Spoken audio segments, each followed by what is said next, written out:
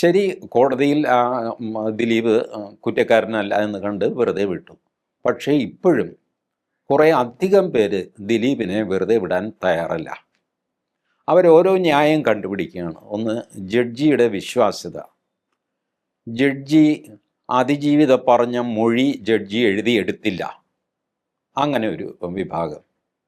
വേറൊന്ന്, ജഡ്ജിയുടെ ജാതകം നോക്കിയിട്ട് ഇന്ന കുടുംബത്തിലാണ് അങ്ങനെ.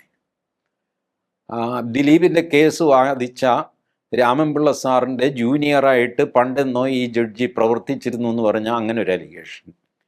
ചുരുക്കി പറഞ്ഞ് ഈ ജഡ്ജിയുടെ ക്രെഡിബിലിറ്റി ഇല്ലാതെയാക്കുക, അപ്പോൾ ജഡ്ജ്മെൻറ്റിൻ്റെ ക്രെഡിബിലിറ്റിയും ഇല്ലാതെയാക്കും. ഈ പരിപാടിയാണ് ഇപ്പം നടന്നുകൊണ്ടിരിക്കുന്നത്. അതിജീവിതയ്ക്കൊപ്പം എന്ന് പറഞ്ഞില്ലെങ്കിൽ കേരളത്തിൽ വഴി നടക്കാൻ പറ്റാത്ത അവസ്ഥയായി. അതിജീവിതയ്ക്കൊപ്പം എന്ന് പറയാൻ എനിക്കും പ്രയാസമൊന്നുമില്ല. എല്ലാവരും, സമൂഹം മൊത്തം അതിജീവിതയ്ക്കൊപ്പമാണ്. ആരെങ്കിലും ബലാത്സംഗം ചെയ്ത പ്രതിയുടെ ഒപ്പം നിൽക്കുമോ? ഇല്ല. സാമാന്യ ബുദ്ധിയുള്ള ഒരു മനുഷ്യൻ നിൽക്കില്ല. എല്ലാവരും അതിജീവിതയ്ക്കൊപ്പമായിരിക്കും. പക്ഷേ ഇവിടെ അതിജീവിതയ്ക്കൊപ്പം എന്നുള്ള ആ ഫ്രേസിന് വേറൊരർത്ഥം വന്നിരിക്കുന്നു. ദിലീപിനെ തൂക്കിക്കൊല്ലണം എന്ന അർത്ഥം.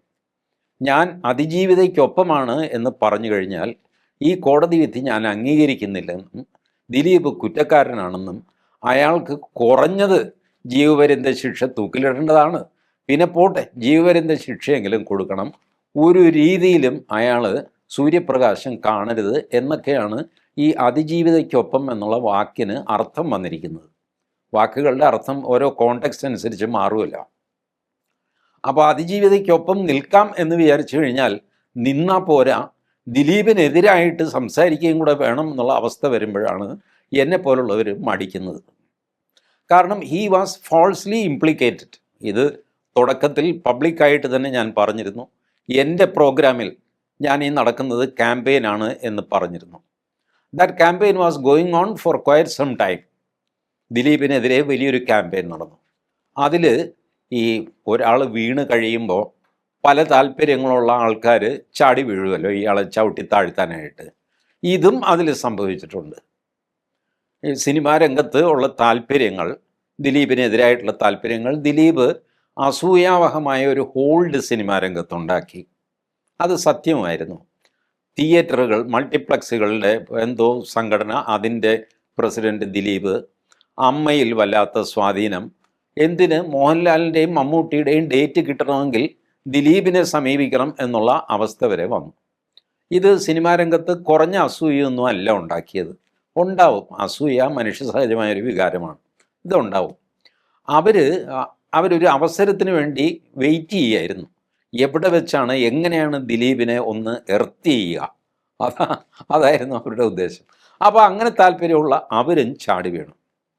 അവർക്ക് ഈ നടിയോടുള്ള സഹതാപമോ നീതി നടന്നു കാണണമെന്നുള്ള വാശിയോ ഒന്നുമല്ല.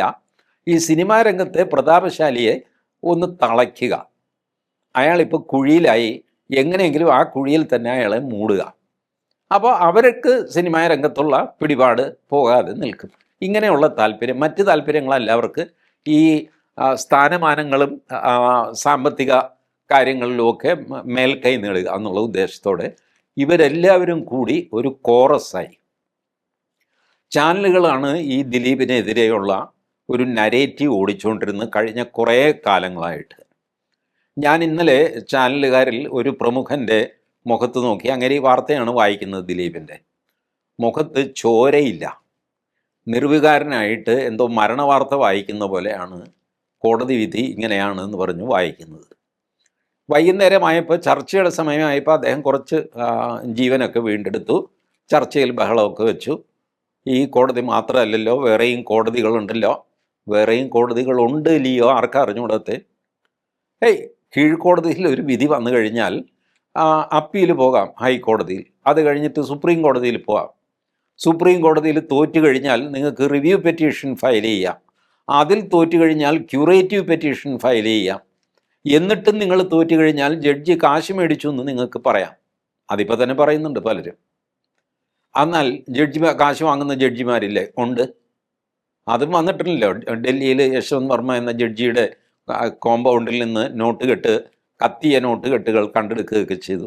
ഈ ന്യായമൊക്കെ പറഞ്ഞിട്ട് ഈ ജഡ്ജ് കള്ളത്തരമാണ്, അതുകൊണ്ട് ദിലീപ് കുറ്റക്കാരനാണ് എന്ന് പറയാം. ഹൈക്കോടതിയിൽ തോറ്റു കഴിഞ്ഞാൽ ഹൈക്കോടതി ജഡ്ജിയുടെ കുറ്റമാണെന്ന് പറയാം, അല്ലെ വക്കീലിൻ്റെ കുറ്റമാണെന്ന് പറയാം.